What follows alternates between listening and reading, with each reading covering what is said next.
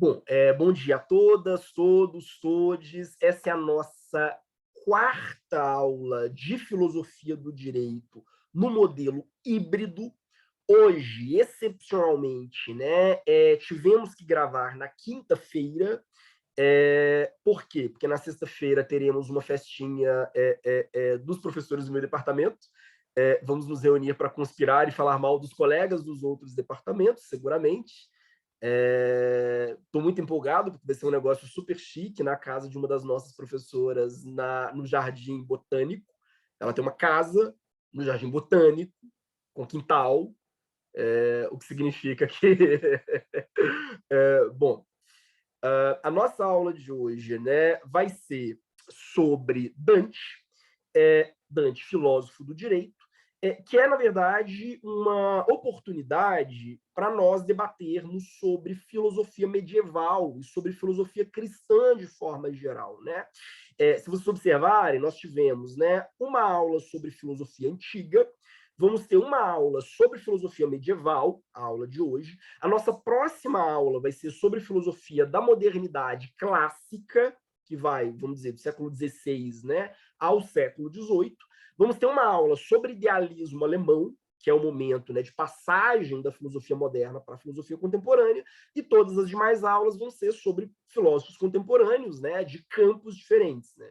Então, filosofia latino-americana, filosofia africana, e por aí vai. Eu não preparei de novo um sumário, né? Estou muito relapso em relação a isso, né? Mas eu vou primeiro fazer uma breve recapitulação do que nós discutimos nas nossas aulas anteriores, porque isso será importante para a aula de hoje, né? Primeira observação que eu preciso que vocês fixem é que a filosofia é um debate racional, ou seja, argumentado, com troca de argumentos fundamentados. Como é que esses argumentos são fundamentados? Por outros argumentos. E como é que os outros argumentos são fundamentados? Por outros argumentos. E assim há de infinitum, né? É uma exigência de demonstração dos próprios argumentos com outros argumentos que não se esgota. Mas, enfim, a filosofia é um debate racional sobre juízos de valor. Então, o filósofo ele sempre vai se perguntar o que é a verdade, o que é o bem, o que é a beleza, o que é a justiça, né? Então, é um debate sobre os nossos critérios de valoração. A filosofia do direito, em específico, é um debate racional sobre um valor específico, que é a justiça. Então, a teoria da justiça, a ideia da justiça, é o núcleo, né, o coração da filosofia do direito. E como nós vimos na nossa aula anterior, né, a filosofia do direito no Ocidente, ela vai se iniciar a partir de um desafio, a partir de um problema, né? Por um lado, existe uma perda de fé nos antigos mitos, na Grécia Antiga, né? Uma perda de fé no que a gente chama de religião homérica. Por que religião homérica? Porque ela é cristalizada, né, nas duas grandes obras de Homero, que eram vistas como textos sagrados, que são a Ilíada e a Odisseia. Para quem já assistiu Xena, quem já viu Hércules, né, ou viu Troia, o filme com o belíssimo do Brad Pitt, sabe o que eu estou falando, né? Há uma perda de fé na religião, nessa religiosidade, né, dos antigos mitos pagãos, uma perda de fé nessa religiosidade como uma dimensão que orienta a nossa vida. Então, por exemplo, na Grécia, ao tempo de Platão, as pessoas já não usavam Homero como um guia de conduta. Platão, inclusive, ironiza isso, né? Ele vai dizer, olha, a pessoa que vai abrir a Odisseia para tentar entender como ela deve se portar, ela vai ficar muito confusa, porque, por um lado, você tem Ulisses, que é um grande mentiroso, mas, por outro lado, uma pessoa muito ponderada, uma pessoa muito sensata. Por outro lado, você tem Aquiles, que é um homem muito verdadeiro. Aquiles não mente, mas, por outro lado, é um idiota. É uma pessoa que é temerária, né? Uma pessoa cujas ações não são nada prudentes. Platão fala disso, salvo engano, no Ion. Mas vários outros autores vão constatar isso, né? As pessoas elas já não usavam da religião como uma base para se orientar. qual que foi a tentativa, né? A primeira tentativa, digamos assim, de substituir a religião como um horizonte, né, de vida e de valor. Foi a democracia. A democracia, ela é um esforço, né? Não, eu não me guio mais pelos antigos mitos. Eu me guio pela vontade da maioria. Mas a vontade da maioria nem sempre nos leva para o melhor caminho que o diga cloroquina, né? Dessa constatação que surge a filosofia do direito, né? No Ocidente, pelo menos. Né? Nós precisamos submeter os nossos próprios valores ao crivo da razão e ao crivo do debate racional. Não basta que uma determinada opinião seja adotada, né? Seja esposada pela maioria. Essa opinião ela precisa ser fundamentada. Quer dizer, esse é o principal objetivo, né, em última instância, da filosofia do direito no Ocidente. Né? Encontrar um fundamento último, não mítico, da ordem social. Quer dizer, se a nossa vida social já não se fundamenta mais na vontade dos deuses, né? Eu não devo agir dessa ou daquela forma, né? Uma decisão não é mais justa. Aliás, Platão vai falar disso também no Criton, né? Uma decisão não é mais justa simplesmente porque eu acho que os deuses querem, né? Que eu decida dessa forma, né? Eu preciso fundamentar a razão pela qual ela é de fato mais justa, né? Fundamentar necessariamente por meio de argumentos racionais, né? Então eu preciso buscar um fundamento último, não mítico, para a ordem social. Né? Tranquilo até aqui? Isso é o que a gente viu nas nossas últimas 3 aulas. Sim. Bom, aí vem uma questão. O cristianismo é um retorno ao mito e um retrocesso em relação à filosofia grega? É uma provocação. Né? Muitos autores vão contrapor, né, essas duas grandes matrizes da nossa cultura ocidental, né, que é Atenas, né, o berço de Platão, o berço de Sócrates, né, o berço do pensamento lógico racional, e Jerusalém como berço da religiosidade, né, como berço da fé. E vão entender que esses dois vetores eles se contrapõem.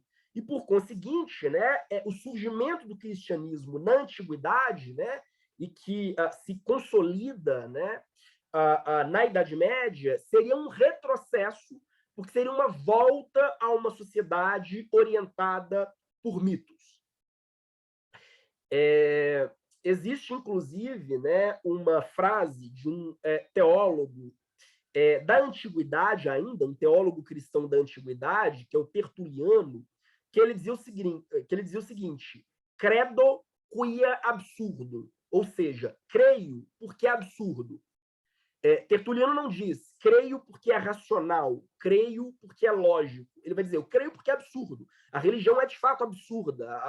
A experiência da fé é uma experiência irracional e está tudo bem. É por isso que muitos autores, inclusive, né, vão ver a Idade Média, muitos filósofos contemporâneos, né, vão ver a Idade Média como uma idade, vamos dizer assim, mediana, né?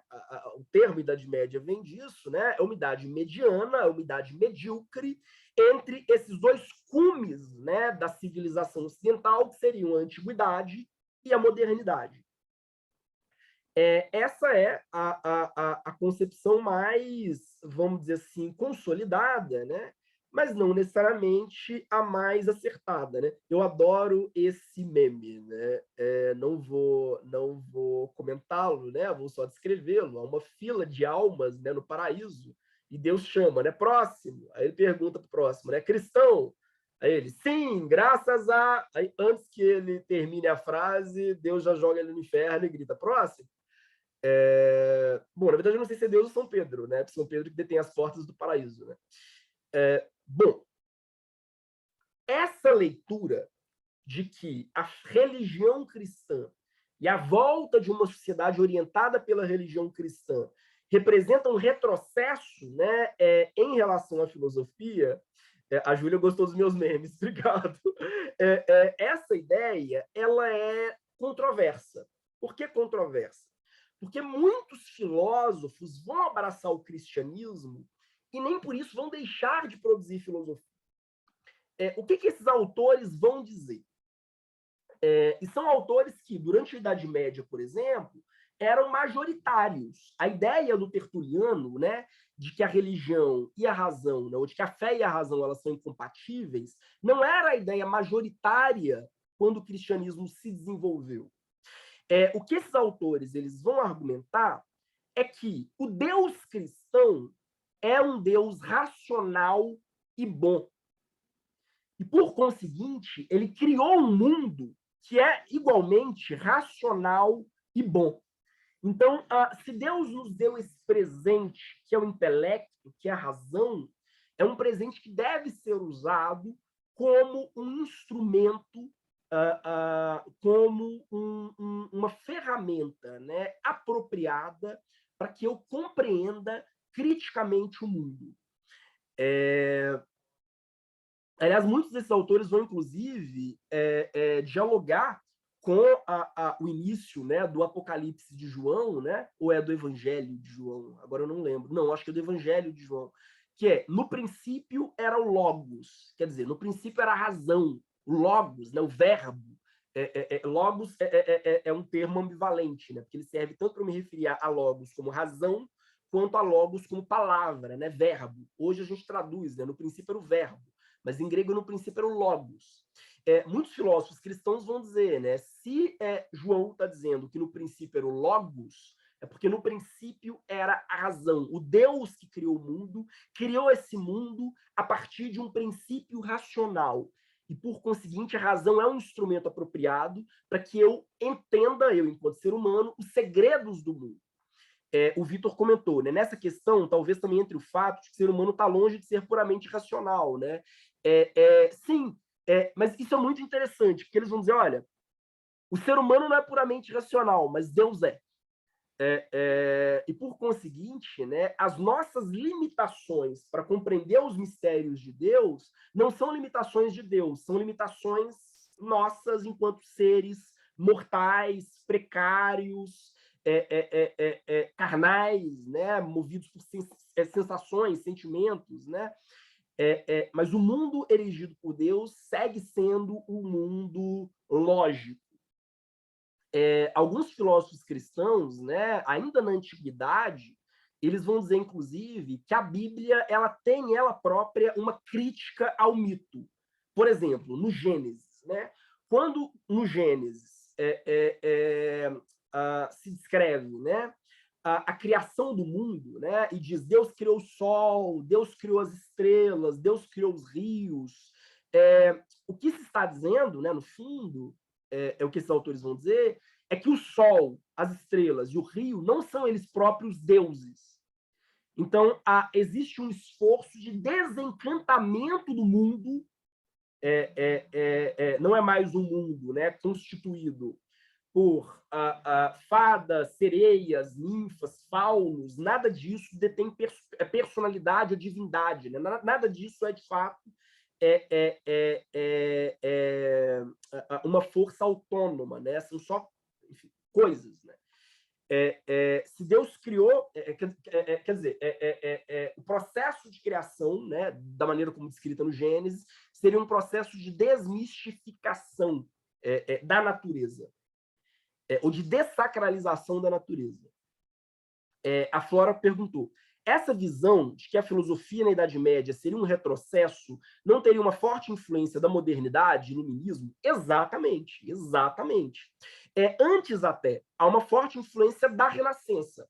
Os autores renascentistas, né, a partir do século XV e XVI, eles verão seus colegas medievais, né, como, inclusive das universidades, né, medievais, como primitivos, né, como obscurantistas. E é muito interessante, se a gente para pensar. Os primeiros críticos, né, do humanismo, os primeiros críticos da filosofia medieval, né, durante a Renascença, né, o chamado humanismo renascentista, eles não vão criticar a filosofia medieval por um excesso de fé. Eles vão criticá-los por um excesso de fé na razão. Nossa, como assim, né? Se você pega, por exemplo, um Pico della Mirandola, filósofo medieval, perdão, filósofo renascentista, né, do século XV, se a gente pega, ou então Francis Bacon, já no século XVI, século XVII, o que esses autores vão dizer é o seguinte: a filosofia medieval acredita tanto que o mundo é racional que ela deixa de fazer uma observação empírica das coisas. Eles estão muito presos a deduções racionais. Você me pergunta assim, como você descreveria um camelo? Ao invés de eu ir lá e observar o camelo e descrevê-lo empiricamente, né, eu, enquanto filósofo medieval, sento no meu gabinete, fecho os olhos e vou fazer uma dedução pura, transcendental do que é o camelo. Então, falta a crítica que os renascentistas vão fazer à filosofia medieval, não é que seja uma filosofia que a qual falte racionalidade. É uma filosofia que tem uma confiança tão grande na razão pura que que não tem o devido cuidado, não tem a devida desconfiança em relação à natureza. O Francis Bacon é muito evidente nesse sentido, né? O Bacon ele diz que nós precisamos desconfiar um pouco mais do mundo natural, porque talvez o mundo natural não seja tão lógico assim. Não basta eu, trancado no meu gabinete, né, fazer um modelo formal, né, de como as coisas deveriam ser. Afinal, né, eu tenho uma fé absoluta de que o mundo é racional e criado por Deus, sem ir às coisas mesmas e testá-las por meio da técnica e por meio da ciência. Muito abstrato?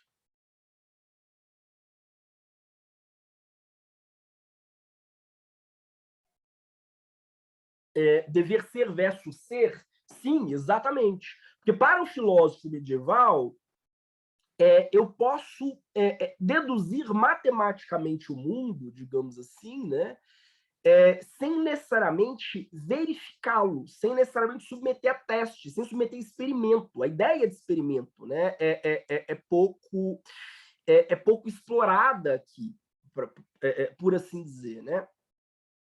Você pega Tomás de Aquino, que é considerado, né, o grande filósofo da Idade Média, que consolida de fato o pensamento medieval. Tomás de Aquino não faz experiência empírica. Para ele, isso é irrelevante, né? Basta eu me trancar no meu gabinete e deduzir. Mas o que é mais lógico? Porque aquilo que é mais lógico será necessariamente real. Afinal, Deus é ele próprio lógico. Vocês percebem? Não? Muito abstrato? Tranquilo? Bom, o Vitor comentou, né? O psicólogo suíço Jung, né?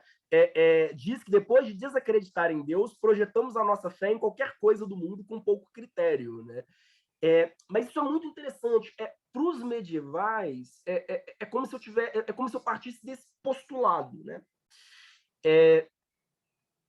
Ora, Deus é racional. Deus criou o mundo de forma racional. Nós somos dotados de razão. Então, por meio do livre exercício da minha razão, eu vou descobrir as verdades do mundo, sem necessariamente testá-lo. Quando é que isso muda? Isso muda a partir de uma discussão que é também uma discussão teológica. No fim da Idade Média, por uma série de fatores, as pessoas começam a achar que talvez a natureza não seja tão racional assim. Talvez, né, a vontade de Deus ela seja insondável. Talvez eu não consiga, por meio da minha racionalidade pura, descobrir o que Deus quer ou não quer. Talvez Deus acorde... não existem cisnes pretos. Talvez Deus acorde hoje e decida criar um cisne preto. Eu não vou saber disso até eu ir lá e verificar. Então, você começa a ter há várias explicações para isso. Né? Uma dessas explicações é a peste negra. Que a partir do momento, né, em que eu acordo e metade da minha aldeia morreu com uma doença que eu não sei explicar, eu começo a achar que a natureza talvez não seja tão lógica assim. Talvez as coisas elas sejam mais misteriosas do que eu achava, né? Do que eu acreditava. Da mesma forma, um outro movimento importante é o franciscanismo. Os franciscanos eles têm uma perspectiva, né, que é um pouco diferente de boa parte da filosofia medieval, que é a de que, como é que eu vou dizer? O Rubem Alves tem uma frase que eu acho maravilhosa, né? Ele vai dizer que a teologia é o caminho mais longo para se chegar a Deus. A teologia é o caminho mais longo para se chegar a Deus. Talvez, né, os franciscanos eles vão entender o seguinte, talvez a tentativa de chegar a Deus por meio da razão não seja a forma mais apropriada. Talvez, à medida que os grandes filósofos e teólogos medievais estavam presos em discussões universitárias sobre quantos anjos cabem na ponta de uma agulha, né? Talvez, ao fazer isso, eles tenham se distanciado da vontade de Deus. Como reaproximar da vontade de Deus? De duas formas. Primeiro, abandonando a especulação filosófica e se aproximando do texto bíblico. Então, para eu ser realmente fiel a Deus, eu devo me voltar para a palavra de Deus diretamente, sem filosofia, digamos assim, né? E, por outro lado, observando as coisas que Deus ele próprio criou. Então, por exemplo, né, Roger Bacon. Roger Bacon era um franciscano no século 13 ou 14. Roger Bacon é um dos grandes pais da pesquisa empírica, um dos grandes pais da anatomia, por exemplo. Que o Roger Bacon dizia, olha, para eu entender uma flor, não basta eu sentar e especular sobre o conceito de flor. Eu tenho que pegar a flor e dissecar. E ao fazer isso, quando eu disseco a flor, eu vou estudando, eu vou desenhando a anatomia da flor, né? Eu estou apreciando essa obra maravilhosa que Deus fez. E cada obra de Deus é absolutamente singular, é absolutamente original. Cada obra que Deus fez é única. Né? Cada flor que Deus moldou cada flor que Deus moldou com as próprias mãos, digamos assim, é uma obra absolutamente única que merece ser estudada, analisada e dissecada por si mesma.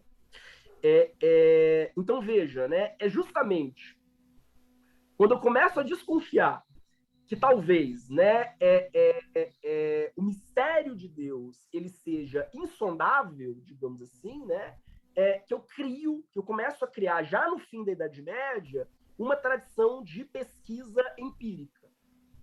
Percebe?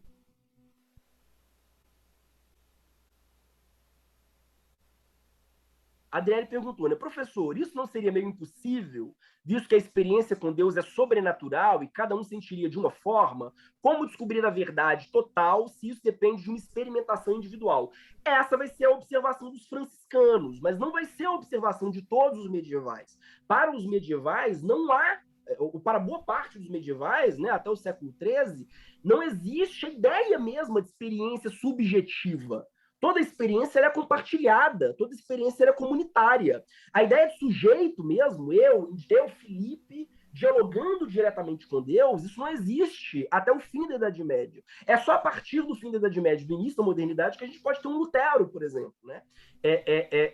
Entendendo realmente que a experiência do fiel com Deus é uma experiência imediata. Deus dialoga comigo de uma forma pessoal, né? Mística, né? Para os medievais, não. Isso é uma experiência coletiva, é uma experiência que ela pode ser publicamente debatida e é uma experiência que deve ser racionalizada. Então, reitero, né? Há uma fé muito grande na razão e na ideia mesma de que a razão é o melhor caminho para chegar até Deus. O que leva a uma série de problemas, inclusive. Né? Leva a uma série de problemas de ordem teológica. Até porque, da perspectiva de muitos autores, né? Essa leitura negaria a transcendência de Deus. Se Deus é racional, ele é previsível. E se ele é previsível, onde é que está a transcendência de Deus? Aí eles começam a jogar com uma série de conceitos. Né? Deus pode criar uma pedra tão pesada que ele mesmo não possa carregar? É o tipo de problema que eles colocam. Né? Se ele cria uma pedra tão pesada que ele não pode carregar, significa que ele não é onipotente. Mas se ele não pode criar uma pedra tão pesada que ele mesmo não possa carregar, isso também significa que ele não é onipotente. Então, você começa, né, a perceber que talvez não seja possível racionalizar radicalmente a experiência religiosa, né? Mas é um debate que ele se estende por todo o pensamento medieval. Tranquilo. O Rodrigo comentou, né? Lembrou o paradoxo da tolerância. Sim, eles debatem muito isso.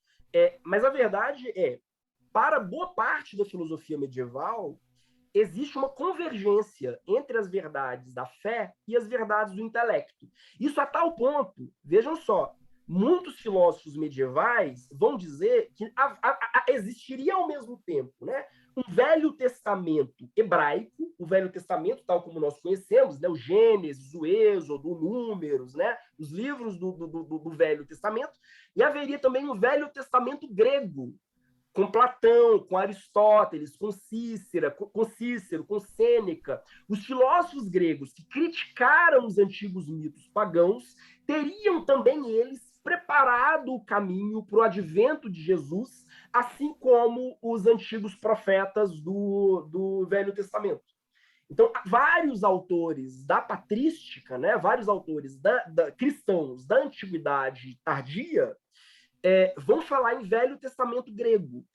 Isso é tão radical, isso é muito curioso, que existem ainda na Europa igrejas medievais que têm não só estátuas de santos, né, santos cristãos, né, e também de profetas, né, hebreus, estátua de Isaías, estátua de Jeremias, estátuas de Moisés, né, como também estátuas de Sêneca. Você pode achar uma estátua de Sêneca numa igreja cristã.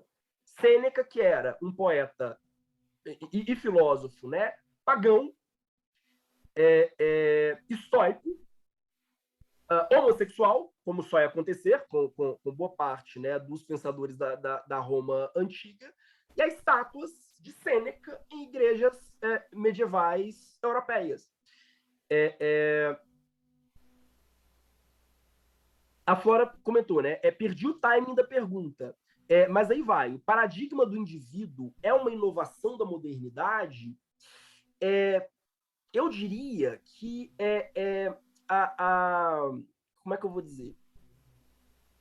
Começa a se germinar antes da modernidade a ideia de um sujeito individual responsável pelas próprias ações e livre.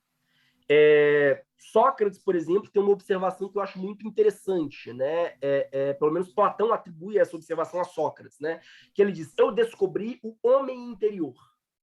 Quer dizer, essa ideia do homem interior, né? Eu descobri um indivíduo dentro de mim mesmo, né? Com o qual eu dialogo. Então, com a crise da cidade grega, né? Você começa a ter um certo senso de individualidade, até pelo seguinte, né? A cidade até então era vista como uma grande família. De repente, a cidade se esfacela. Então, onde é que eu encontro a felicidade? Se eu não encontro mais no espaço comum. O espaço comum está totalmente fraturado, invadido, enfim, fracionado, né? Eu encontro em mim mesmo. Você pega as filosofias do fim da antiguidade, o epicurismo, o estoicismo, são todas filosofias bastante individualistas, no sentido de que, olha, você não encontra felicidade no diálogo com os demais, você encontra felicidade em si mesmo. Fuja para as montanhas. Assim, você encontra a satisfação no seu próprio jardim, né? Devemos cuidar dos nossos próprios jardins, né? Como diria o Voltaire, né? Os titãs levam isso para uma música. Você tem uma certa virada individualista. O próprio cristianismo dá uma ênfase muito grande no nome próprio, no meu nome de batismo. Na antiguidade, o importante não era o teu nome de batismo, era o teu sobrenome, né? Era o teu patronímico. Né? Isso é importante. O seu nome próprio é irrelevante.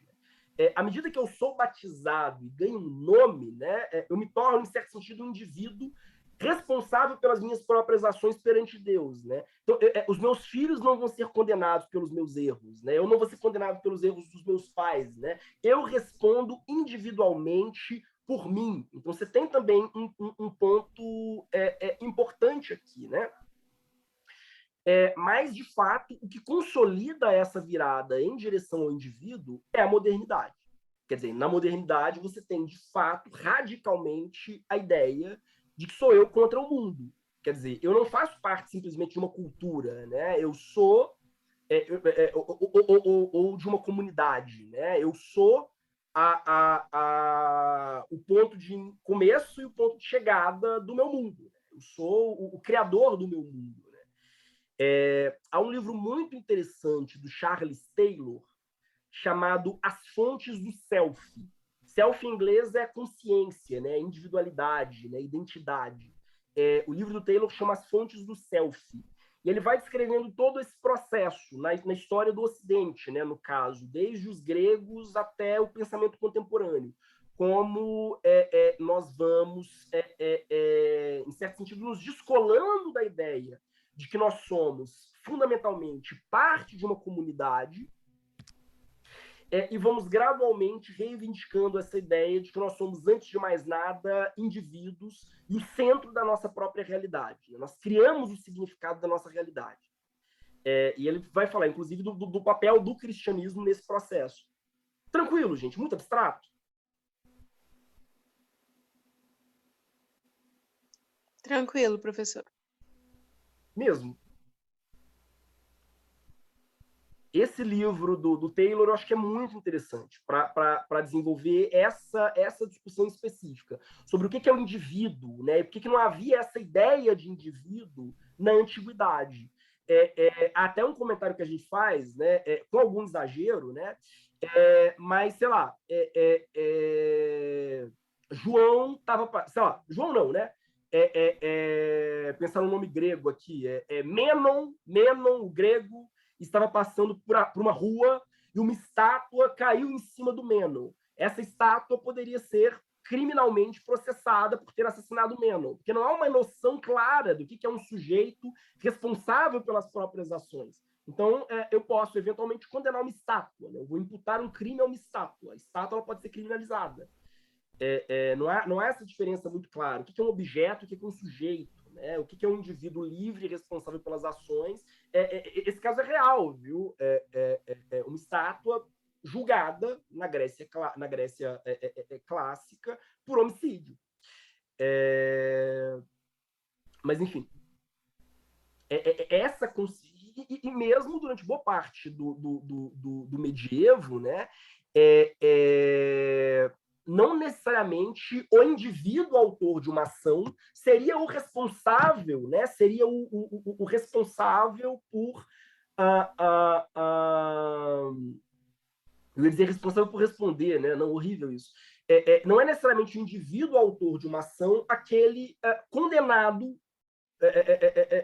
por executá-la. Né? Eu poderia eventualmente, quer dizer, a pena poderia eventualmente recair sobre os seus filhos ou sobre a sua comunidade, precisamente porque eu não tenho essa concepção nítida, né, de individualidade e do indivíduo como a fonte básica das suas próprias ações.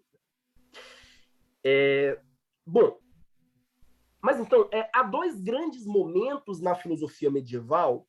O primeiro vai do século I ao século VIII.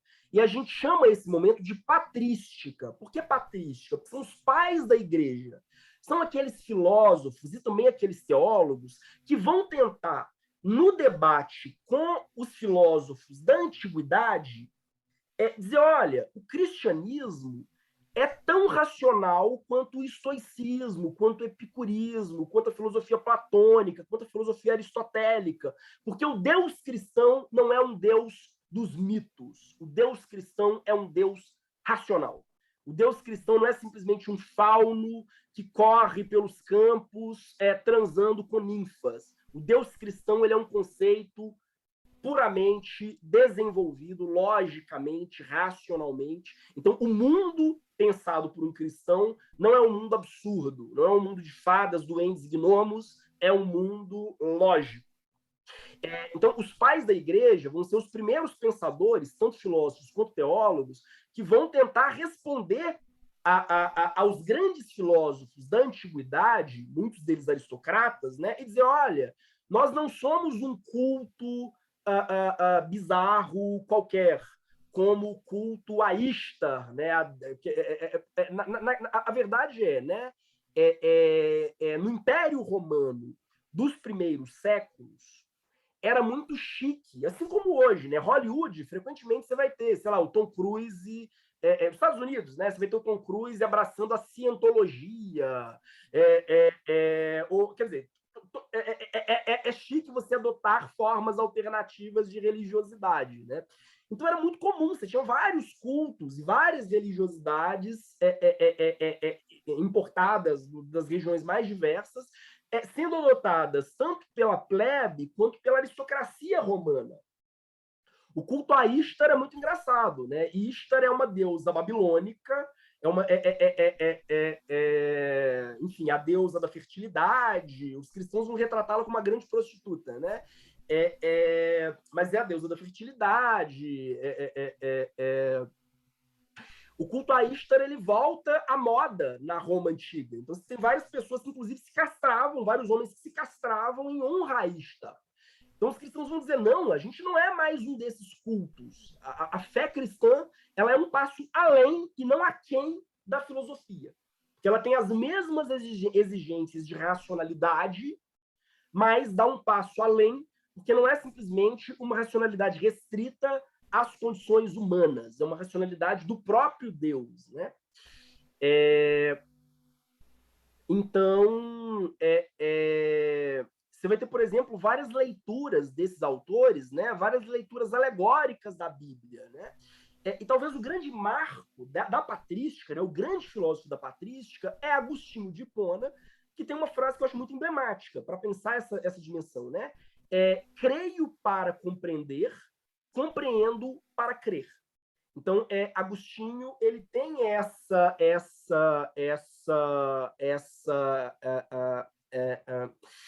necessidade, né, de articular fé e razão enfim, de convergir, né, fé e razão num todo. Ele vai dizer, eu creio para compreender, compreendo para crer. Deixa eu ver, alguém fez um comentário. A Adriane comentou. Portanto, uma passagem bíblica. Portanto, irmãos, rogo pelas misericórdias de Deus que se ofereçam em sacrifício vivo, santo e agradável a Deus. Este é o culto racional de vocês, né? Essa passagem bíblica exemplifica bem essa questão racional. Sim, você tem uma preocupação muito grande dos filósofos cristãos e da patrística, né, de tentar indicar que o cristianismo ele não representaria um passo aquém, mas ele representaria um desenvolvimento em relação à filosofia e que incorpora aquilo que o debate racional filosófico teria oferecido. Ele não nega a razão, até levando em consideração que a razão é um dom de Deus. Esse é um ponto, né? Aliás, há dois livros que eu acho muito interessantes também para debater isso, e para debater a patrística. O primeiro é do Luc Ferry e do Lucien Gerfagnon, chamado A Tentação do Cristianismo, de Seita à Civilização. E o segundo, do Werner Jäger, chamado Cristianismo Primitivo e Paideia Grega. O Werner Jäger talvez, né, o grande estudioso sobre filosofia antiga. Ainda hoje, assim, ele é a grande referência sobre filosofia antiga. Ele escreveu um calhamaço chamado Paideia. E o Paideia é justamente para debater as diferentes escolas filosóficas e tal, né? E esse livro, Cristianismo Primitivo e Paideia Grega, é uma obra que ele não conseguiu terminar, ele morreu antes de terminar, mas seria uma continuação da Paideia para mostrar exatamente isso, como o cristianismo ele acaba absorvendo, dando continuidade, ele não rejeita, né, uma série de discussões que eram travadas pela filosofia grega de então. Ele vai dizer, olha, o cristianismo ele acaba oferecendo uma nova paideia para os gregos, quer dizer, um novo projeto pedagógico. O termo paideia vem de... o termo pedagogia vem de paideia, né? Paideia é uma nova proposta educativa que não abandona o debate racional, enfim, e teórico que vinha sendo travado até aquele momento. Eu falei da patrística. O segundo grande momento, né, da filosofia medieval é a escolástica, que acontece entre os séculos XII e XIII. A escolástica ela deve muito à reconquista da Andaluzia. O que é a reconquista da Andaluzia? Imagino que vocês saibam. A Península Ibérica, ou seja, Portugal e Espanha, durante boa parte da Idade Média, foi parte da civilização islâmica, que era, seguramente, no auge da Idade Média, a grande civilização do Velho Mundo, vamos dizer assim. Né? É a civilização que dominou toda a orla, né? A bacia do Mediterrâneo. Algo que os romanos não conseguiram fazer. Né? Mas a civilização islâmica ela foi, durante boa parte da Idade Média, o grande exemplo de, vamos dizer assim, de progresso, com aspas, né? Acho a ideia de progresso sempre complicada, mas era o grande exemplo de progresso, de desenvolvimento para o velho mundo. Era, como é que eu vou dizer? Eles eram os Estados Unidos da época, vamos dizer assim, né? E é muito divertido, inclusive, se vocês lerem textos de viajantes islâmicos que passaram pela Europa durante a Idade Média. Que eles vão dizer, nossa, hoje eu tive num lugar tão primitivo, um povo tão esquisito, bárbaro, era uma tal de Roma. Nossa, eu soube de uma cidade que é horrorosa, é um lugar precário, uma gente iletrada, uma cidade chamada Paris. Porque, de fato, o berço, né, o grande polo de produção cultural e de produção econômica e tecnológica, né, na Idade Média, na matemática, na medicina, né, foi a civilização islâmica. E a Andaluzia, quer dizer, a Portugal e Espanha eram possessões da civilização islâmica até o século XI, quando, por uma série de questões, inclusive sociais e econômicas, né, você tem um desenvolvimento populacional, demográfico, né, na Europa, que permite, na Europa Ocidental, digamos assim, né, ou na cristandade, que permite que eles invadam a Itália, invadam Portugal e Espanha e reconquistem essa região, expulsando os mouros de lá.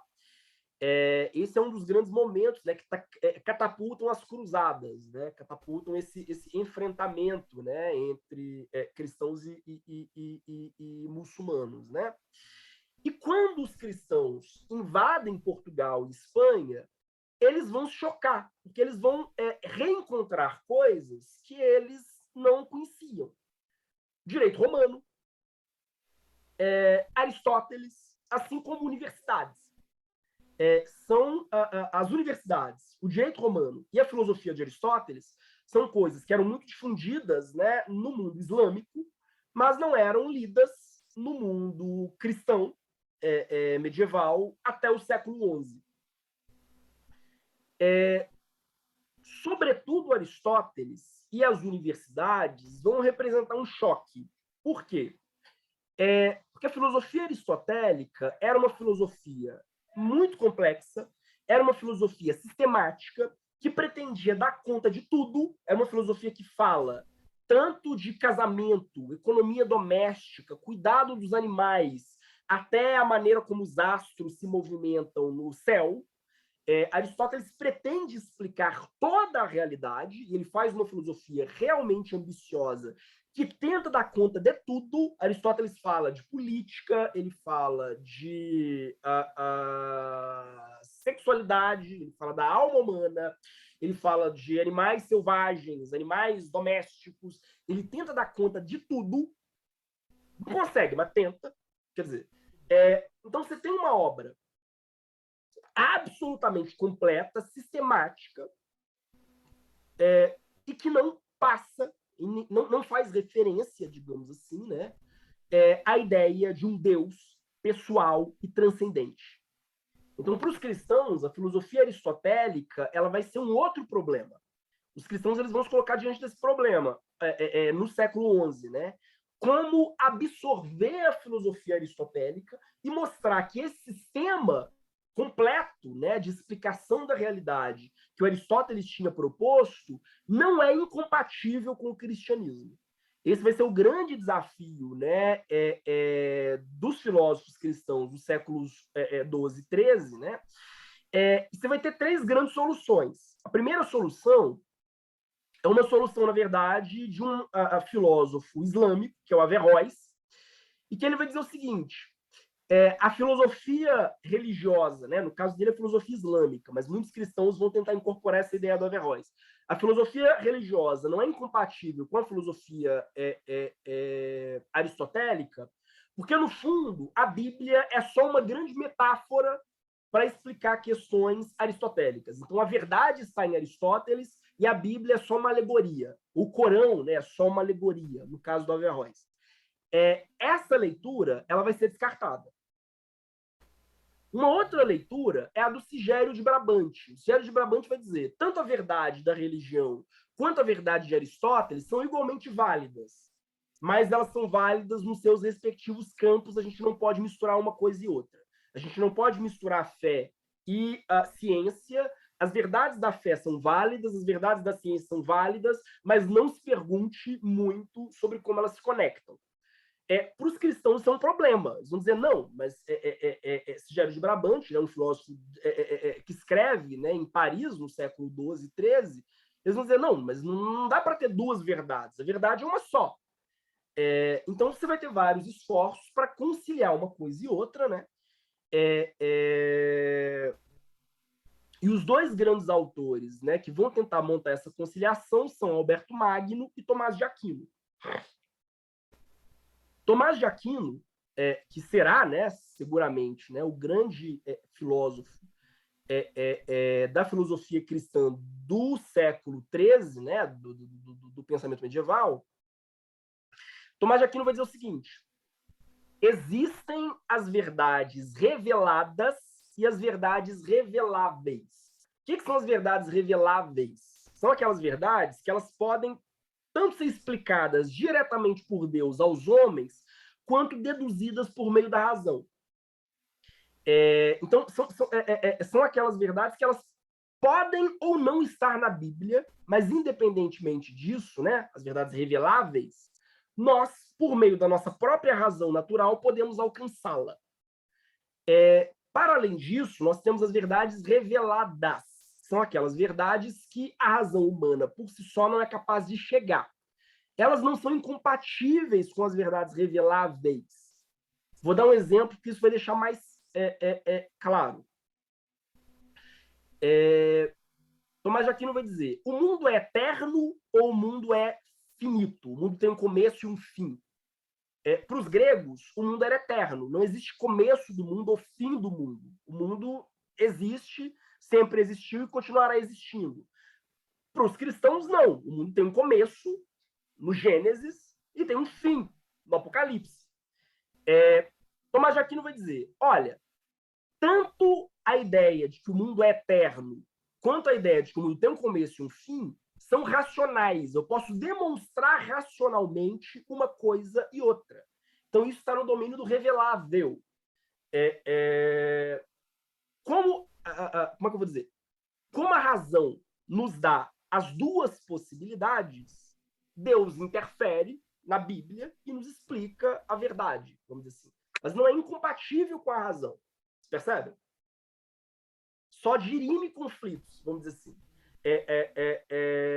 Tomás de Aquino ele dá uma resposta conciliatória. Ele vai dizer: olha, as verdades da fé não são incompatíveis com as verdades da razão. Eventualmente, ela avança naqueles pontos em que a razão não é capaz de chegar a uma conclusão definitiva. Mas mesmo nesses pontos, elas não são irracionais.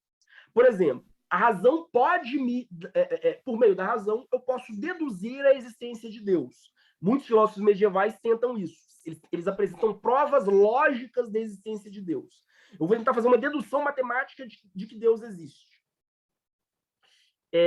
Até aí a razão me dá. Mas a razão ela não me explica por que Deus se encarna num homem. Eu não posso deduzir racionalmente que Deus se encarnou.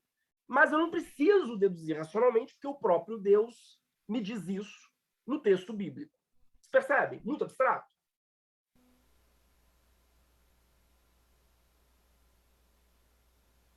Sim, não? Olá, alguém?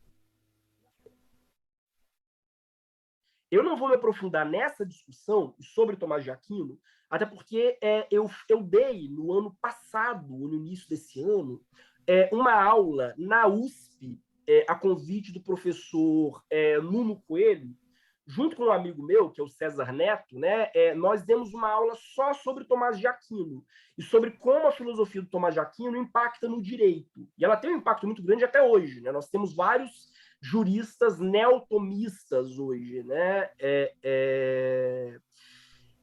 O grande exemplo que eu gosto de citar é o do Edgar da Mata Machado, né? Que era um jurista brasileiro, foi senador, foi professor na UFMG, e o argumento dele contra a ditadura militar era um argumento. Ele foi da resistência à ditadura militar, né? Ele caiu na clandestinidade por causa disso, junto com o filho dele, né? Que foi morto pelo DICOD, né? E o argumento que o Edgar da Mata Machado dava contra a ditadura era um argumento de natureza neotomista, né? Então, meu TCC foi sobre o Mata Machado, né? Por isso que eu sempre o cito. Mas nós temos vários outros exemplos, né? O próprio Michel Villey, né? Que vão voltar a essas análises, né? Tem um tal de John Finnis, que eu acho detestável, mas enfim. Você tem chato, na verdade. Mas você tem uma série de autores que vão resgatar essa visão tomista, né? De conciliação entre fé e razão, inclusive no direito. Mas não vou me aprofundar nisso. Se tiverem curiosidade, deem uma olhada nessa aula que eu dei, que é mais palatável, digamos assim. Há 2 livros que eu gosto muito para falar de escolástica também. O primeiro, né, o Raízes da Modernidade, de outro filósofo neotomista, que é o Henrique Cláudio de Lima Vaz, um filósofo mineiro, brasileiro, completaria 100 anos esse ano, né? E o outro livro, que eu gosto muito, chama Herdeiros de Aristóteles, como cristãos, muçulmanos, judeus redescobriram o saber da antiguidade e iluminaram a Idade Média. É um livro muito fácil, muito didático, eu gosto muito. Eu trouxe um outro meme que eu acho maravilhoso. Assim, eu amo esse meme. Não vou comentar também, mas eu acho ele divertíssimo. A mãe fala para o filho, né? Durma com os anjos, amor. Aí ela vai e apaga a luz, né? Clique. Aí aparecem os anjos dormindo com o menino, né? Porque, diferentemente da nossa representação dos anjos, né, os anjos, na verdade, na Bíblia são monstruosos, né? Estão mais próximos daquele desenho New Genesis Evangelion do que dessas figuras barrocas, né? Com asinhas, bochechas fofinhas, né? São, na verdade, grandes conceitos abstratos, né? Alegóricos. Né? Mas, enfim, então ela durma com os anjos, e o menino apavorado. Né? Acho que realmente não deve ter nada mais apavorante do que dormir com um anjo. Bom, mas enfim, falei demais. O Vitor comentou, então poderia dizer que a verdade de Deus seria decorrente de sua razão perfeita? Para os medievais, sim. Pelo menos até os franciscanos. Isso vai ser colocado, primeiramente, em xeque pelos franciscanos, porque eles vão dizer que essa ideia de que Deus é racional nega a transcendência de Deus. Então é preciso, de novo, separar, né, vamos dizer assim, o Deus dos filósofos e o Deus da fé.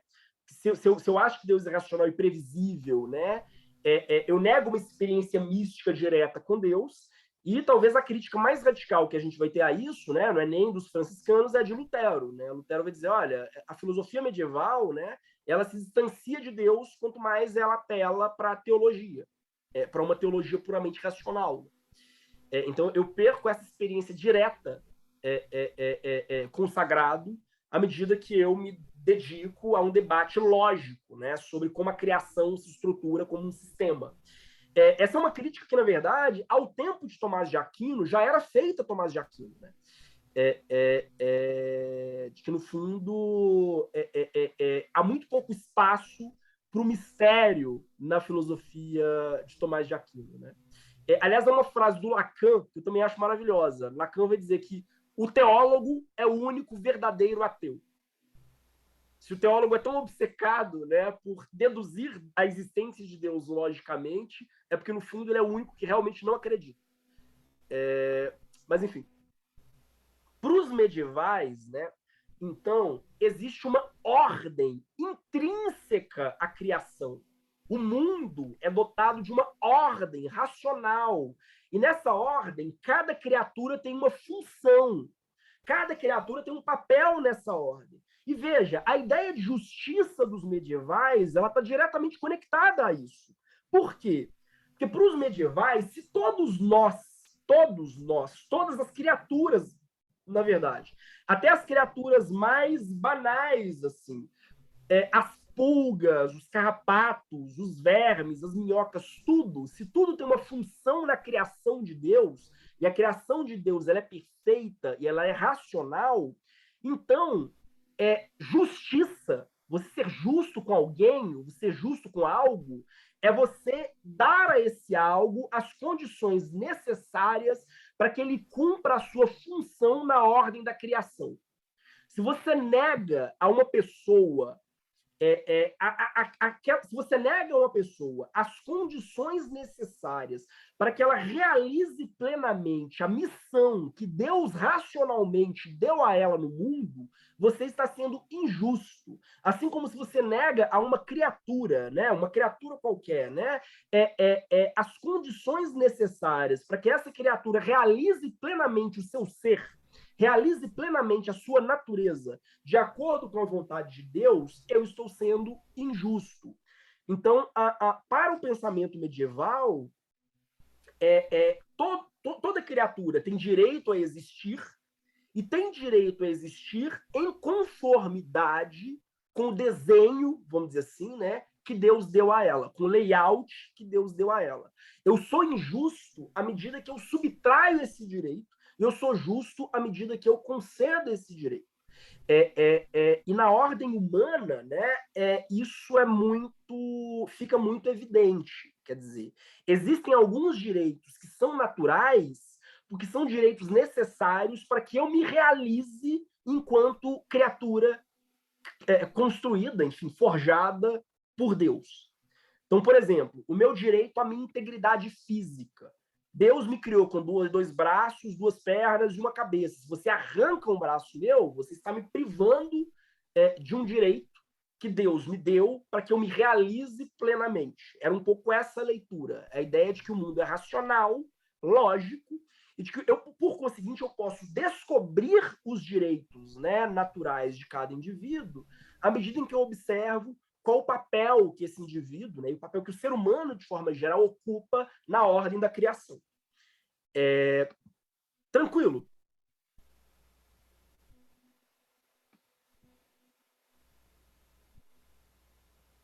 O Vitor comentou, né, mas essa não seria uma crítica racional a partir da racionalidade humana limitada? Qual crítica?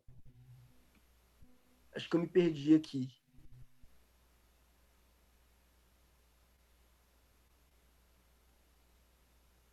Tá tranquilo, gente? Mas escreve aqui qual crítica. Eu acho... talvez a razão de Deus não seja a razão humana. Sim. Mas para os franciscanos é uma espécie de reconhecimento de humildade. Aliás, eu tenho alguns amigos franciscanos que eles faziam uma piadinha, né? Que eles diziam assim: nós, franciscanos, somos a ordem mais humilde da igreja. Quer dizer, nós temos que nos vangloriar porque nós somos a ordem mais humilde. Mas para os franciscanos, né, é um ato de humildade reconhecer que a minha racionalidade não ultrapassa aquilo que eu posso ver, tocar, cheirar, sentir. A minha racionalidade ela não me dá nada além disso. Se vocês pegam aquele filme O Nome da Rosa, no fundo, o Nome da Rosa ele brinca com isso, né? Porque você tem um teólogo, que é um teólogo muito preocupado com a investigação empírica, cheirar, tocar, sentir, e você tem um grupo de teólogos preocupados com uma especulação pura.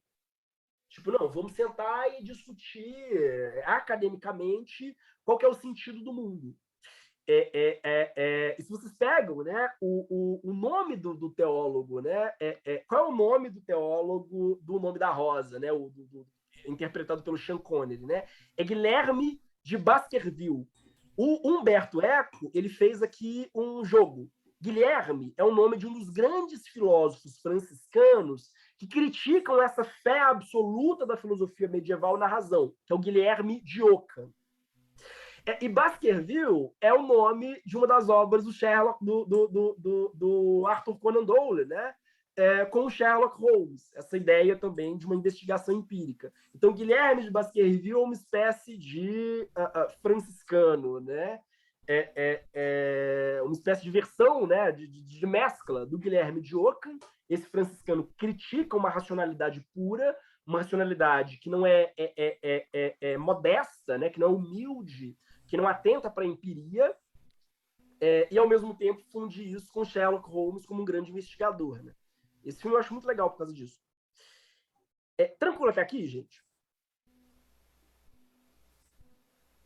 E veja, para os medievais, não é que não há direito positivo, convencionado. Por exemplo, se eu e você fazemos um contrato, isso não é natural, não é um direito natural, é um contrato. Agora, o direito positivo deve subordinar ao direito natural. Eu não posso, por exemplo, fazer um contrato contigo me doando como escravo. Por quê? Porque se Deus me fez livre, a liberdade é um direito natural. Vocês percebem? Então, para a filosofia medieval, existem alguns direitos, né, que não são criados por Deus, eles são convenções humanas, seja por meio de contratos, por meio de legislações, mas mesmo esses direitos não podem entrar em conflito com os direitos naturais. O que são os direitos naturais? Os direitos naturais, no fundo, são aquelas condições necessárias para que eu me realize plenamente enquanto uma criatura de Deus. Então, o mundo todo é visto como um grande sistema hierarquizado. O mundo todo é visto como um grande sistema lógico, criado dentro de um sistema hierarquizado. E cabe ao jurista, né? O bom jurista é aquele que sabe essa hierarquia. Aliás, o Santo Agostinho, ele dá uma definição que eu acho maravilhosa de pecado. Santo Agostinho vai dizer que pecado é amor desordenado. Que ele vai dizer o seguinte: Deus é amor. O ser humano, criado à imagem e semelhança de Deus, também é amor. Nós somos amor. A nossa vida é sempre voltada para amar coisas. A gente ama o mundo. O problema o pecador é aquele que ama desordenadamente. Ele não obedece à hierarquia que Deus deu às criaturas. Por exemplo, um mineral deve ser menos amado do que um vegetal. Eu não posso amar mais uma pedra do que amar uma planta. Um animal não pode ser menos amado do que uma planta. Eu não posso amar mais um pedaço de alface do que eu amo um gato. Um ser humano não pode ser menos amado do que um animal. Eu não posso amar mais uma vaca do que uma pessoa. Deus não pode ser menos amado do que um ser humano. Eu não posso amar mais o meu marido do que eu amo a Deus. O pecado está exatamente em eu inverter a hierarquia de amores conferida por Deus na sua ordem da criação. Vocês percebem? Por isso, Agostinho vai dizer: ama e faz o que queres. Mas ama e faz o que queres não significa uhul, tudo é permitido. Não, ama e faz o que queres porque existe uma ordem no amor. Muito abstrato. O crime pressupõe uma desordem no amor. Se eu mato uma pessoa para roubar o dinheiro dela, significa que eu dou mais valor a um objeto inanimado que a um outro ser humano. Para Agostinho, a essência do direito é o respeito a essa ordem de coisas dignas de serem amadas. Tudo é digno de ser amado. Tudo, para Agostinho. Não há nada que Deus criou que não seja digno de ser amado. Não existe nada que seja intrinsecamente ruim. As coisas criadas por Deus foram criadas por meio de uma razão e, por conseguinte, tudo que Deus criou é bom. O problema é que nós, seres humanos, que somos limitados, né, acabamos não entendendo a hierarquia de prioridades, né, ou a hierarquia de amor que Deus instituiu na criação. Beleza, gente, muito abstrato. Eu amo esse meme. Eu também não vou descrever, mas é tipo, Jesus acorda, quer dizer, ele ressuscita, né? Ele sai do seu túmulo, e ele vai, ele compra uma casa e se torna um esquerdomacho cervejeiro. De coque, tatuagem, de cerveja artesanal, né? É muito interessante. Bom, não vou entrar nisso para não confundi-los ainda mais, mas existem alguns mitos hereges, vamos dizer assim, né? Sobretudo gnósticos, né? Que diziam isso, né? Que Jesus, depois que ele ressuscitou, ele, claro, passou 40 dias lecionando, mas depois ele não ascendeu aos céus. Ele decidiu se mudar para a Índia e ainda vive entre nós. Assim. Se mudou para a Índia, se casou e vive entre nós por aí. Mas, enfim, nada a ver. Nada a ver com nada, né? A informação aleatória. Mas há uma fábula medieval que eu queria trazer aqui, que eu acho também muito interessante. Acho realmente interessante essa fábula. Um indivíduo cometeu um pecado. E depois que ele cometeu, ele quis se redimir. Ele foi até o bispo e falou: bispo, eu estou consumido pela culpa. Não estou consumido pela culpa nada. Assim, bispo, eu quero me redimir do pecado que eu cometi. Sei lá, eu matei alguém. Quero me redimir disso. Como eu faço? O bispo falou: muito simples. Está aqui um barril de água. Eu quero que você encha esse barril de água. No momento que você enchê-lo, você estará redimido. Maravilha. Foi lá, pegou um copinho, começou a jogar água no copo. Começou a jogar água do copo no barril. Só que o barril não enchia. Assim que ele jogava água no copo, a água instantaneamente evaporava. O barril não enchia, a água instantaneamente evaporava. Continuava jogando água, a água evaporava. Até que ele, consumido pelo desespero, começa a chorar. E as lágrimas dele enchem o barril. Acho que isso também ajuda a entender um pouco dessa concepção medieval do que é a justiça, né, e do que é reparação. Né? Porque para eles a questão da reparação é uma questão que está ligada a restituir essa ordem de amor e essa ordem de prioridade. Né? Não basta eu matar alguém e, enfim, dar uma indenização em dinheiro pelo crime que eu cometi, né? Se eu não restituo a ordem de amor que, quando eu matei uma pessoa por dinheiro, por exemplo, é essa ordem de amor que eu violei. Eu amo essa charge da Laerte, porque eu acho que explica muito bem a percepção medieval do mundo, né? Em que cada criatura tem uma função, né? Se tem um cachorro, o cachorro é o quê? Segurança. Se tem a vaca é o quê? Nutrição. Se tem o peixe é o quê? Ornamento. Se tem o cavalo, o que é o cavalo? Transporte. E se tem o gato, o que é o gato? O gato é o gato. Quer dizer, o gato não tem uma função na criação, né? O gato é só o gato. É por isso que o gato é soberano, né? Exatamente porque ele não está preso a um papel nesse sistema que é o mundo. O gato é o gato. O gato existe. Bom, mas é claro que, na teoria, a prática é outra, né? Porque se para os medievais, né, o mundo é racional, ele é coeso, existe uma convergência entre fé e razão, né? Na prática, o que a gente vai ver é uma sociedade atravessada por vários conflitos, né? Não é uma sociedade harmônica, é uma sociedade conflituosa. Conflitos, por exemplo, entre o Papa, o Imperador e os reis. Não há uma harmonia entre o papado, o bispo de Roma, na Idade Média, e o Sacro Império Romano Germânico, por exemplo. Né? Durante mais de um século, eles estavam em guerra. Assim como não há uma harmonia entre o papado e o rei da França, por exemplo. Né? Durante mais de um século, eles também estarão em guerra. Né? O rei da França vai, inclusive, sequestrar o Papa, vamos dizer assim, em mais de uma ocasião. Então, você tem uma dificuldade muito maior do que parece, apesar de toda essa ideia, né, de que o mundo é um sistema harmônico, fé e razão convergem, né, as verdades da razão e as verdades da religião, por mais que você tenha isso postulado filosoficamente, né, o fato é que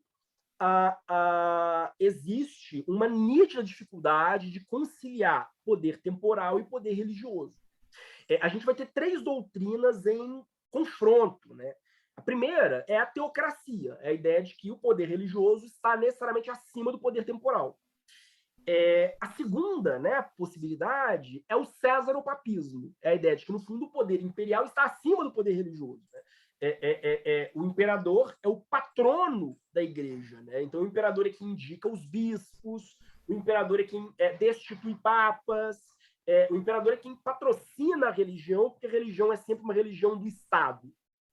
E a terceira, né, que vem diretamente dos evangelhos, inclusive, né, é a doutrina dos 2 gládios. O que são 2 gládios? Doutrina das 2 espadas. Né? Cristo dá a Pedro 2 espadas. Né? Diz, olha, essas são as suas 2 espadas. A doutrina dos 2 gládios é aquela que vai dizer que poder temporal e poder religioso, eles são irmãos. São independentes, mas, ao mesmo tempo, precisam se harmonizar. Eles são independentes, um não sobrepõe ao outro, mas eles precisam trabalhar em diálogo, né? Se vocês pegam, pela doutrina dos 2 gládios, por exemplo, o direito da igreja, o direito canônico, não pode ingerir sobre a vida das pessoas fora da igreja, ou seja, a vida dos leigos, né, a vida de nós, seres mundanos, o direito da igreja não pode ingerir sobre a nossa vida, a não ser em matéria de sacramentos. Mas é claro que, como os sacramentos eles atravessam a nossa vida como um todo, né, batismo, um sacramento, então a igreja acaba ingerindo sobre o nascimento de forma geral, né? Casamento, sacramento, então a igreja acaba ingerindo sobre sexualidade também, de forma geral, né? A extrema-unção, então a igreja acaba ingerindo sobre os ritos funerários, sobre testamento também. Mas a ideia é que apenas nesses espaços sacramentais é que a igreja atuaria de uma forma direta, né? A Adriele falou, né? A famosa frase de Jesus, né? Dai a César o que é de César. Exato, dai a César o que é de César e a Deus o que é de Deus. A doutrina dos 2 gládios, que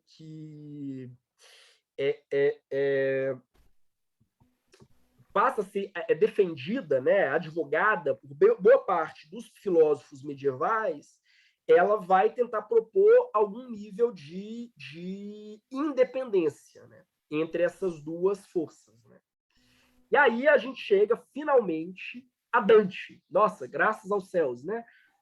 Finalmente a gente chega a Dante, mas eu precisava fazer esse percurso, né? Até para ajudá-los a ler com um olhar mais crítico o texto que eu indiquei para a aula de hoje, que é da minha antiga orientadora, minha queridíssima professora Karine Salgado, junto com um grande amigo, já escrevi também textos com ele, que é o Raul Salvador Blasi Vai. Né? O texto que eu indiquei para a aula de hoje é um texto dos 2, chamado Justiça em Dante Alighieri, uma leitura entre a política e a arte, em que eles vão analisar 2 obras do Dante, né? O Sobre a Monarquia, que é um texto filosófico do Dante, e o Divina Comédia. O Dante tem outras obras, né? O Vida Nova, o Convívio, que também é uma obra filosófica, né? O Vida Nova é uma obra biográfica, né? O Convívio realmente tem a pretensão de ser um tratado filosófico. Né? Então Dante era ao mesmo tempo um poeta e um filósofo, se via assim. E aí eles vão analisar esses 2 trabalhos, né? Uma curiosidade: o TCC do Kelsen, que é muito ruim, o TCC do Kelsen é uma análise sobre a monarquia do Dante. É uma análise que eu acho muito precária, mas é uma análise sobre a monarquia do Dante. Está publicado em português, salvo engano. Na minha época, só tinha uma tradução em espanhol, assim, em termos de línguas legíveis, mas hoje eu acho que já traduziram para o português, o Sobre a Monarquia. Eu coloquei aqui do lado também a capa do livro da minha orientadora, a professora Karine, sobre filosofia medieval. Karine é uma pesquisadora dedicada ao tema da dignidade humana, e ela vai pesquisar como a filosofia cristã medieval contribui para a formação de uma ideia de dignidade. Tranquilo até aqui? Sim. O Dante, né, é um cara que já escreve na Baixa Idade Média, é um filósofo. Muitos gostam de dizer, né, que ele é o último poeta medieval, assim como Petrarca seria o primeiro poeta renascentista, né? E os dois eles são, em certo sentido, contemporâneos. Dante é mais velho, mas há pelo menos um momento, né, na vida do Dante, na vida do Petrarca, em que as linhas do tempo se sobrepõem, né? O Dante, como vocês sabem, né, é o poeta que funda o idioma italiano. Como assim funda, né, o idioma italiano? O idioma já existia, obviamente, né, à medida que... mas ele não existia enquanto língua literária. As pessoas usavam o vernáculo italiano, né, já à época do Dante, mas não escreviam no vernáculo, porque elas achavam vulgar. Elas escreviam em latim. Então, a aristocracia não escrevia em italiano, a aristocracia escrevia em latim. Dante vai escrever em italiano, para tentar provar que o italiano é uma língua, assim como o latim, digna de se fazer poesia e digna de se fazer filosofia, né? Acontece algo semelhante, né, no português com Camões. Quer dizer, os portugueses até Camões escreviam não em português, mas em latim. Camões escreve em português. O mesmo ocorre com Cervantes na Espanha, né? Cervantes escreve em espanhol, ele não escreve em latim. O mesmo vai acontecer em inglês com Chaucer e depois com Shakespeare. Chaucer e Shakespeare escrevendo em inglês para mostrar que o inglês é uma língua literária. Pelo menos eles achavam que era, né? Hoje a gente sabe que não. Brincadeira. Com o francês, a gente vai ter um Montaigne, por exemplo. Montaigne vai escrever os seus ensaios filosóficos não em latim, ele vai escrever em francês, nessa língua que era vista como uma língua da plebe, mas não era uma língua digna da aristocracia. O alemão ele tem uma trajetória um pouco distinta, né? Muitos autores vão dizer que o primeiro autor a escrever filosoficamente, poeticamente em alemão é Goethe, então tardiamente. Mas eu discordo, que a verdade é que a Alemanha tem uma grande peça literária bem anterior a Goethe, que é a tradução da Bíblia feita pelo Lutero. Então, em certo sentido, né, assim como o Dante ele funda, né, o italiano como língua literária, Lutero funda o alemão como língua literária. Mas, enfim, também conhecimento inútil. Né?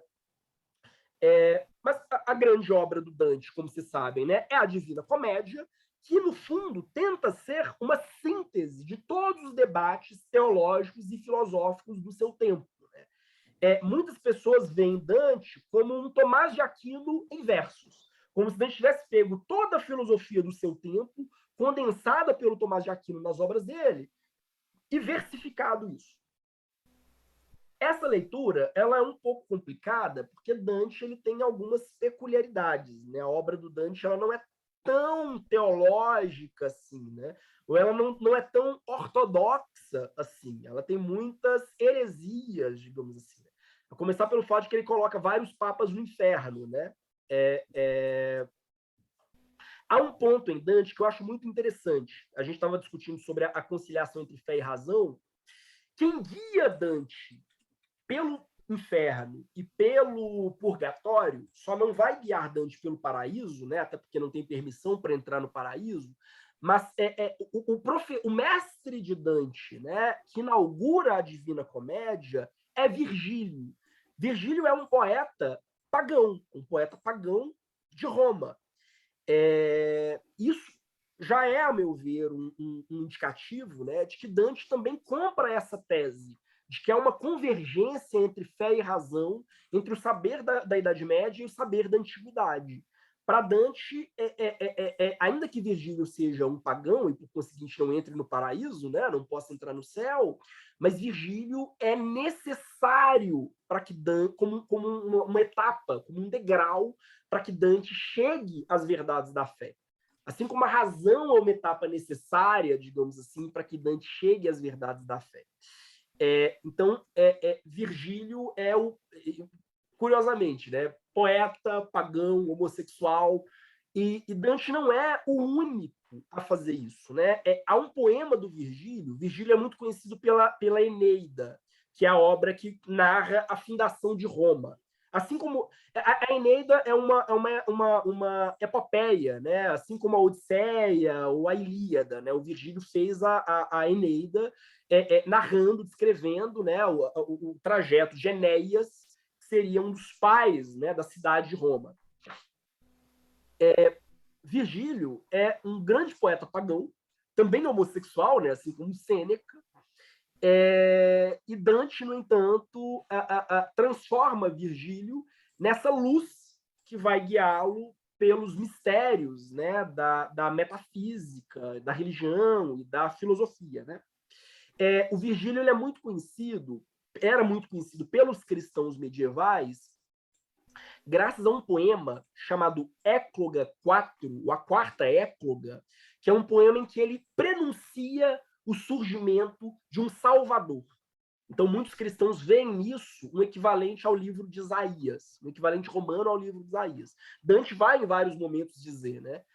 Assim como os judeus tiveram o seu Isaías, o seu Jeremias, o seu João Batista, os romanos tiveram o seu Virgílio, o seu Sêneca, o seu Cícero, que também foram, em certo sentido, profetas, com muitas aspas. Foram profetas filósofos, né? Tranquilo isso? Sim? Alguém? Aqui eu coloquei uma imagem só do Dante, né? E ao fundo vocês têm o paraíso, o purgatório e o inferno, né? Vou fazer uma recomendação de um desenho que eu amo, mas que é um desenho muito sinistro, que é o Over the Garden Wall.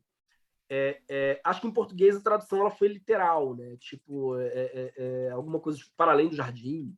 É um desenho muito, muito, muito sinistro e que é basicamente uma releitura da Divina Comédia. Recomendo, mas ele é ligeiramente assustador. Mas vamos lá.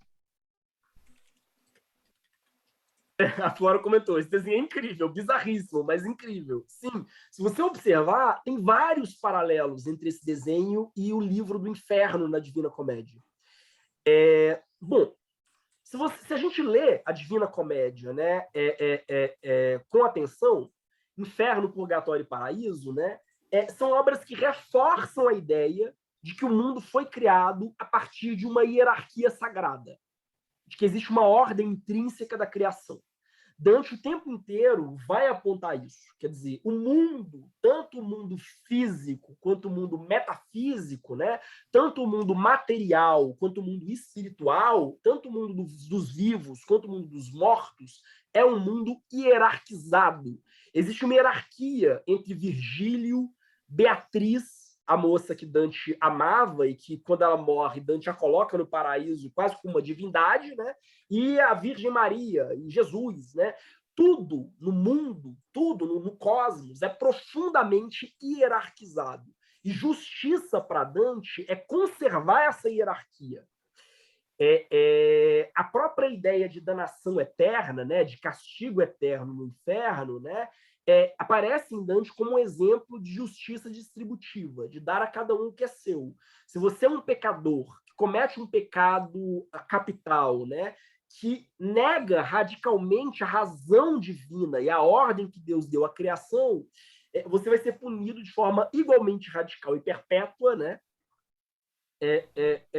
no inferno, né? E com uma pena condizente, né? Todas as penas do inferno elas são escalonadas, né? Cada círculo do inferno, né, é montado de acordo com um pecado específico, né? O da traição, da sodomia. Cada círculo, né, corresponde a um tipo de pecado específico. E é muito interessante que um dos piores pecados para Dante, e diz muito, inclusive, né? Um dos piores pecados para Dante é a perda da alegria de viver. A infelicidade para Dante é um terrível pecado, porque eu nego, né, esse dom divino que Deus me deu, que é o da própria existência. que reitero, né, para Dante, então, quer dizer, eu deliberadamente abro mão dos direitos que Deus me concedeu, né, e do papel que Deus me conferiu nessa ordem cósmica que ele criou. Então, para Dante, não há nada pior do que isso. Em certo sentido, eu nego radicalmente o próprio ato do amor, né? Então, como é que eu vou dizer? A poesia do Dante, né, a filosofia do Dante, ela reforça a crença medieval de que existe uma ordem intrínseca no mundo, né, e essa ordem ela é uma ordem racional e, ao mesmo tempo, uma ordem orientada pelo amor. Há uma passagem do Canto 3, né, que a Karine e o Raul até citam, né, que vamos dizer assim, os versos que estão na entrada do inferno, né? Esses versos fazem referência à ideia de justiça, né? Por mim se vai, quer dizer, o portal, né, do inferno, o umbral do inferno, tem um poeminha explicando, né? Por mim se vai a cidade dolente. Qual é a cidade dolente? É o inferno. Por mim se vai a eterna dor. Por mim se vai a perdida gente, a gente perdida.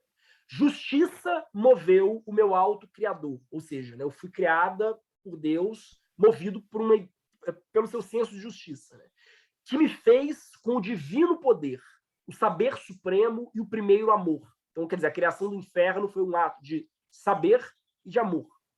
Antes de mim, coisa alguma foi criada, exceto coisas eternas, e eterna eu duro. Deixai toda esperança, ó vós que entrais. Aqui eu acho que é uma representação dos círculos do inferno, né? Eu acho muito interessante, assim, uma representação alegórica dos círculos do inferno. Bom, se a gente para pensar nessa concepção do Dante, né, a justiça humana deve espelhar essa justiça divina, como qualquer outro pensador medieval, né? Para o Dante, justiça é, fundamentalmente, dar a cada um o que é seu de acordo com a sua natureza.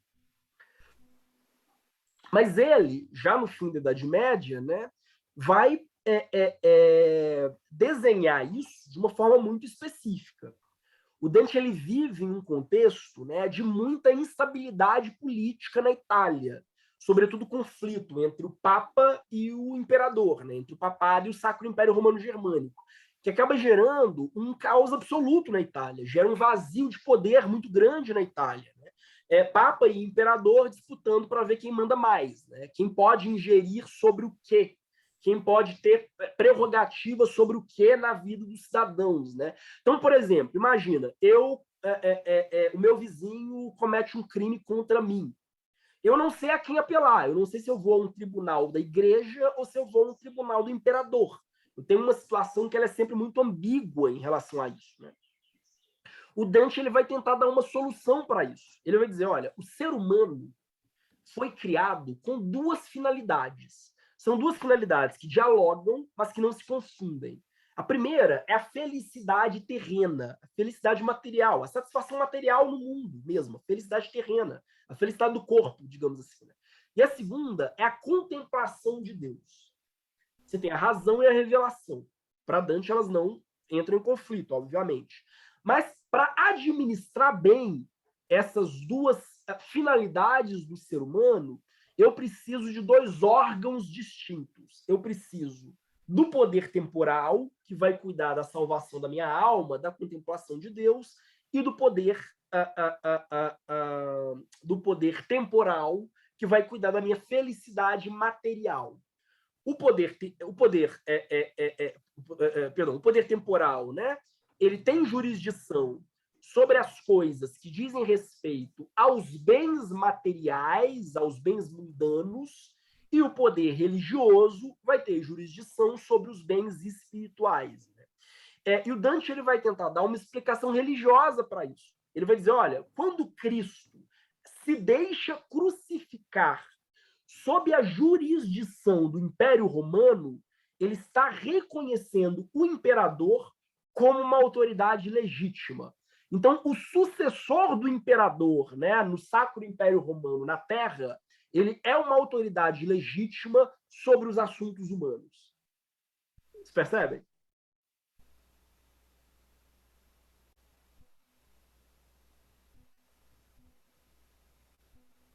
Em certo sentido, né, o Dante está até prenunciando a doutrina do direito divino dos reis, né? Que surge na modernidade e ela é combatida pelos papas. Que a gente pensa em doutrina do direito divino dos reis, de um Bossuet, por exemplo, e a gente acha que é uma doutrina que teve o consentimento da igreja, mas não.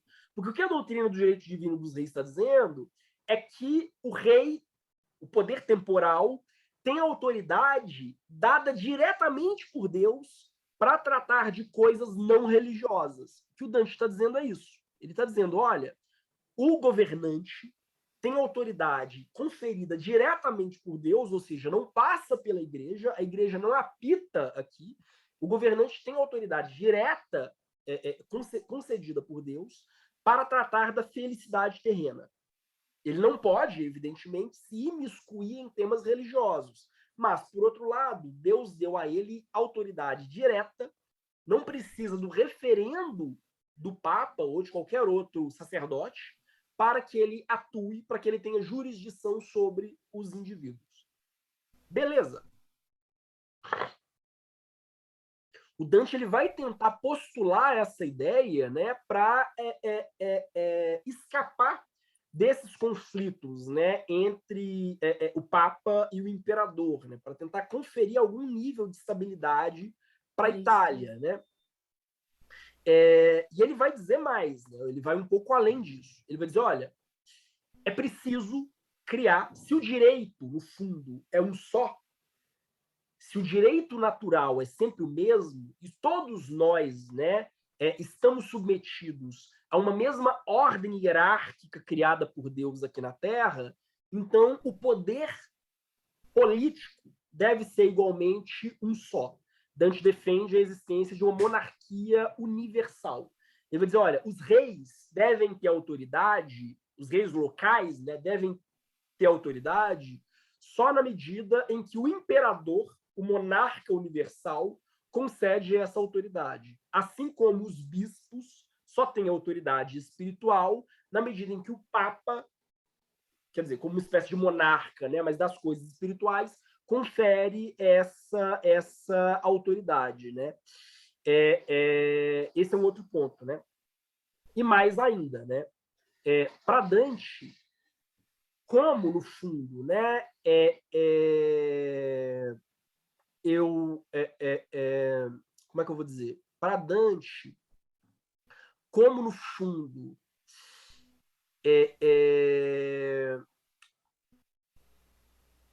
cabe ao governante garantir que cada um de nós realizemos a nossa própria natureza. Então, a grande prioridade do monarca deve ser a liberdade dos seus súditos. Os súditos devem se autorrealizar, porque à medida que eu me autorrealizo, eu realizo os meus potenciais e realizo a minha natureza tal como me foi concedida por Deus. É claro que, se eu for, enfim, conduzido pela desinformação, né, se eu sou uma pessoa que não está sendo orientada pela razão, eu posso atentar contra a minha própria natureza. Então, para Dante, né, nessas hipóteses, né, o monarca ele deve intervir para impedir que eu viole a minha própria liberdade. Quando eu violo a minha liberdade, quando eu não realizo a minha própria natureza. Aí aqui é claro, né, estamos falando de filósofos medievais. Então, para eles, por exemplo, a homossexualidade seria uma prática que viola a natureza e viola a razão. Então, por conseguinte, o monarca aqui, nesse caso, deveria ingerir, né, deveria intervir nesse campo para me obrigar a realizar plenamente a minha própria natureza e, por conseguinte, ser um indivíduo livre, né? Era um pouco isso. Mas a referência desses autores era sempre essa, a ideia de que existe uma natureza humana racional, e cabe ao monarca, fundamentalmente, garantir que essa natureza humana racional se realize plenamente em cada indivíduo. Cada indivíduo cumpra a sua natureza, tal como ela foi designada por Deus.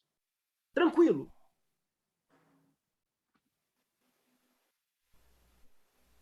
Mesmo. O pessoal gostou da charge, né? Há um último ponto que eu acho que é interessante destacar, né? Quando a gente fala de direito natural na Idade Média, parece que é uma coisa demodé. Nossa, mas que coisa antiga. Mas se vocês observam, né?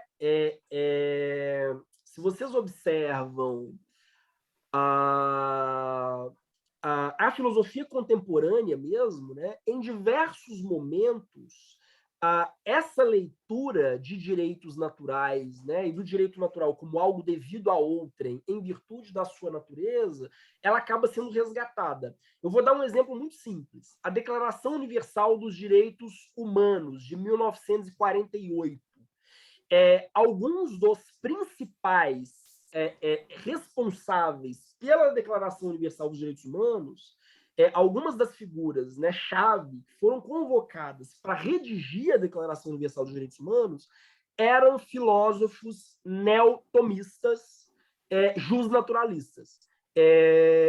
Um exemplo é o Maritain. O termo dignidade humana, que consta na declaração, foi sugerido pelo Maritain a partir de um horizonte neotomista, que eles entendiam que a única maneira de eu responder ao totalitarismo, digamos assim, né, ao despontar de vários estados que produziam normas, que, enfim, mandavam criancinhas para fornalhas ou para campos de concentração, a única forma de eu responder a estados que criavam leis que eram leis que assintosamente violavam a dignidade humana, era reivindicar a ideia de que nós todos, enquanto seres humanos, somos naturalmente dotados de direitos inalienáveis, independentemente de qualquer convenção, independentemente de qualquer norma positiva que reconheça ou não esses direitos. Que os direitos, no fundo, são descobertos por meio da razão humana, e que, por conseguinte, né, se vocês pegam, né, os debates na década de 40 e no início da década de 50, né, sobre a construção de uma tutela internacional de direitos humanos, né,